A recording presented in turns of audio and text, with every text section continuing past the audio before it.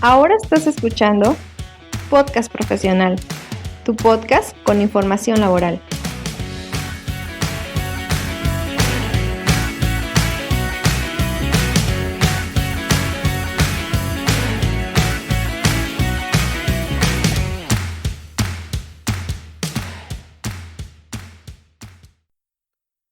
Hola, ¿qué tal? Yo soy Olmo Axayacat de blogagricultura.com, tu blog con información agrícola. El día de hoy en este episodio te voy a hablar sobre la inducción floral. Pero antes de entrar a la información te quiero comentar de manera breve que este episodio está patrocinado por Netafim, la empresa líder mundial en riego de precisión. Si quieres conocer los productos y servicios que ofrece Netafim, te invito a que vayas a www.netafim.com.mx. Bueno, entonces el día de hoy te voy a hablar sobre inducción floral. La inducción floral es el proceso a través del cual las yemas de los frutales, que originalmente son vegetativas, sufren cambios metabólicos que las preparan para transformarse en yemas florales. El proceso que sigue a la inducción floral se conoce como diferenciación floral y corresponde a la manifestación externa de este proceso, es decir, al cambio morfológico que se requiere. En la mayoría de los frutales, las yemas vegetativas son más pequeñas y puntiagudas que las florales, siendo estas últimas más voluminosas. La inducción floral conlleva, entre otras cuestiones, una de represión de genes, la variación de ciertas hormonas y una alteración en la distribución de los nutrientes. Entre los principales factores que regulan el proceso de inducción floral están la luz, el nitrógeno, el agua y las hormonas.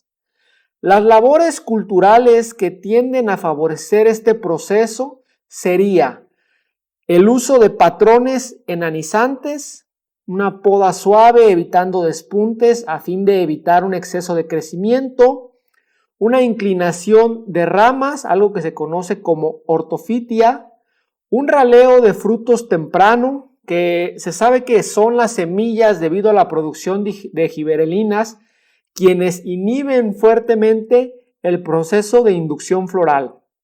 También, como labor cultural, entra la fertilización nitrogenada balanceada, evitando excesos, la disminución del riego en el periodo de la inducción floral, el uso de inhibidores de crecimiento del tipo antigiberélico y antiauxínico, el uso de citoquininas, el anillado de ramas previo a la época de inducción, lo que va a permitir una mayor acumulación de carbohidratos y con ello un aumento en la relación carbono-nitrógeno, que es fundamental en el proceso de la inducción floral.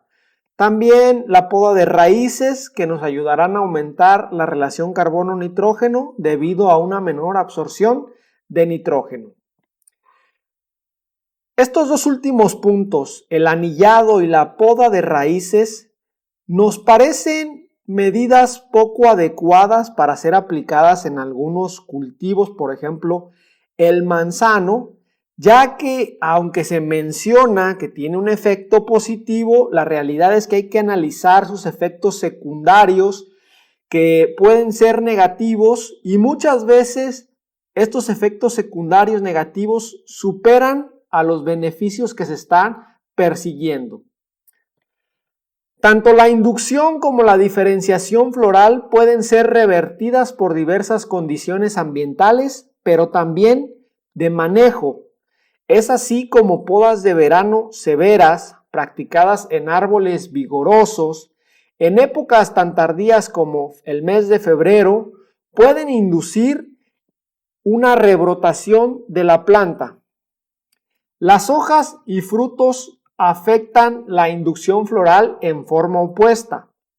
Estudios realizados en el cultivar Red Fuji de manzano demuestran que la remoción de frutos temprano en la temporada estimula la formación de yemas florales, mientras que la remoción de hojas antes de la iniciación floral, por el contrario, la inhibe. En algunos frutales, la inducción y la diferenciación floral pueden ocurrir simultáneamente con el crecimiento de brotes y frutos. En las pomáceas, por ejemplo, los meses críticos de la inducción floral coinciden con los de la división celular de la fruta. Esto no ocurre así, por ejemplo, en carozos, donde el caso extremo lo constituye el cerezo, cuya inducción floral se da posterior a la cosecha.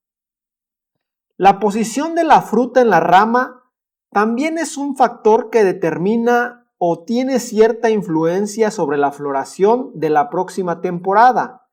El fruto que tiene una enorme fuerza competitiva se ubica, por ejemplo, en manzanos y perales, por sobre los dardos que están en proceso de inducción, por lo que se tiene un resultado de inhibición.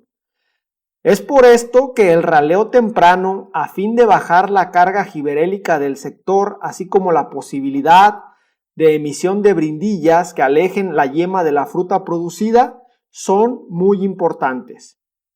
Entonces, pues nosotros tenemos que entender que el cultivo que nosotros tenemos va a determinar el manejo que vamos a dar de inducción floral, porque tenemos algunas especies como pomáceas, carozos y otras que tienen diferentes épocas de inducción, diferentes épocas de diferenciación.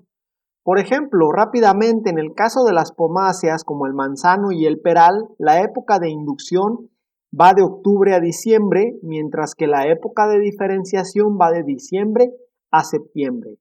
Los carozos, como el durazno, el ciruelo, el damasco y el cerezo, tienen una época de inducción de diciembre a febrero y una época de diferenciación de enero a septiembre. Como puedes ver, aquí hay un traslape entre ambas épocas, algo que no pasa con las pomáceas. Y otras especies, como por ejemplo la vid, tiene época de inducción de noviembre a diciembre y época de diferenciación de diciembre a octubre. Los cítricos tienen una época de inducción de mayo a julio y después tienen la época de diferenciación de julio a septiembre. Ahora bien, estas serían fechas que de manera natural los cultivos siguen. Sin embargo, en nuestro país tenemos cultivos fuera de las zonas en las cuales idealmente deberían producir y fuera de los tiempos también en los cuales la naturaleza produce. Te estoy hablando en este caso del mejor ejemplo, que son las berries, por ejemplo la zarzamora.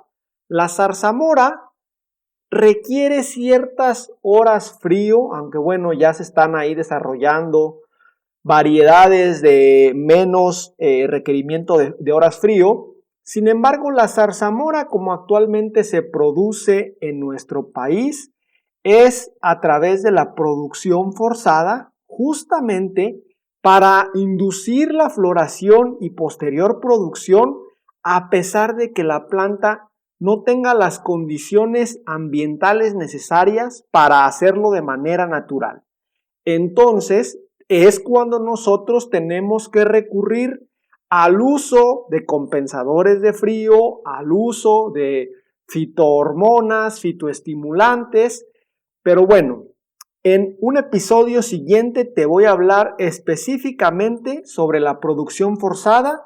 Aquí nada más te dejo el concepto. La producción forzada es la obtención de cosechas de cultivos no típicos de un lugar o en fechas no comunes, es decir, fuera de temporada,